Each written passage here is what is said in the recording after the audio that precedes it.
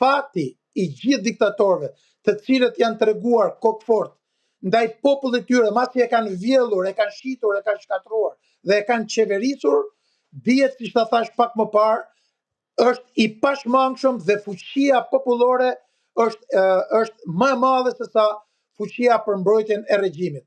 Ja, në fakt qeveria po i dëgjon shumë mirë, është e tmerruar. Do ju përgjigjet. Ju e dini se si kanë përfunduar gjithë ata të cilët janë treguar kokfort. Mesazhi është ju mbështesim në të gjitha, çdo ditë, unë të paktën kam 13 vite e gjys që i bëj opozit çdo ditë jetës time kundër qeverisjes anti-shqiptare të rilindjes së Edi Ramës. I mbështesim, keni mbështetjen tonë, keni mbështetjen e Amerikës, keni mbështetjen e Bashkimit Evropian, keni mbështetjen e Kosovës, të Iliradës, të shqiptarëve në të gjithë Ballkanin Perëndimor dhe mbar botës. Ky është një moment final për t'i dhënë shkelmin e fundit, për t'i quar në koshin e historisë të Shqipërisë të gjithë të njerëz që kanë shkatruar një nga vendet më të vjetra të Europës dhe një popull i cili me qëllim dhe me planizim po tenton të largohet me qëllim që t'i jepet pastaj fuqive tjera antishqiptare. Unë jam dakord me të gjithë politikanët që kanë shkelur qoftë edhe në mënyrën më minimale të gjithë pra ligjet e Shqipërisë. Kushdo që ka shkel ligjin, kushdo që ka bërë korrupsion, duhet përballet me ligjin, që nga unë nuk më mërzit fare, nuk lodhem, jam i pa lodhshëm. Okay. Ti nuk njeh nga.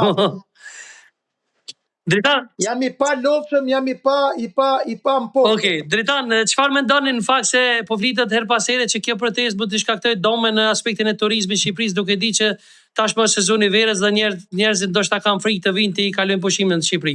Çka mendoni ju personalisht? Kam dy përgjigje për këtë. Spari është gënjeshtër, është narrative propagandës Ramës për ta shtyp, për ta ul, për ta shpërndar protestën. Ju e keni parë që të gjithë turistët janë bashkuar. Së dyti, janë bashkuar protestës. Së dyti, është një leksion spektakular i Bashkimit Evropian nga protestuesit e moderuar, nga nënat, motrat, vajzat, djemt, nipat dhe mbesat shqiptar, të cilët po japin një leksion Bashkimit Evropian se si protestohet pa dhunë, me edukat qytetare, me kulturë. Dhe për një lloj pikërisht kjo qasje e kësaj rinie të mrekullueshme shqiptare, që është vjellur real, absolutisht që është gënjeshtër, kjo pyetje që mbot, nuk ka asnjë lidhje me dëmtimin e turizmit për dy arsye. Së pari, Shqipëria po jep një leksion Bashkimit Evropian për mënyrën e moderuar dhe qytetëruar se si po protestojnë nënat, motrat, vëllezërit, nipat dhe mbesat tanë. Dhe së dyti, ju e keni parë që kjo është bërë një motivim ku të gjithë turistët e Bashkimit Evropian të cilët ndodhen në Shqipëri janë bashkuar kësaj proteste. Ajo që shkatron turizmin është ajo që i bëri Edi Rama vjet në kulmin e turizmit, kur i futi fadromat në jug, në Bregdet edhe në Theth, ndërkohë që i kishte gënyer dhe premtuar të gjithë banorët që zhvillonin turizmin malor, tashmë një turizëm i cili është i shkatruar pasi ju volli votat dhe u bleu votat dhe pastaj ju çoi fadromat. Dritan, a e pengon kjo futjen e Shqipërisë në NBI, sepse në vitin 2013 Shqipëria do të jetë në NBI. A e pengon kjo protestë futjen e Shqipërisë në BE?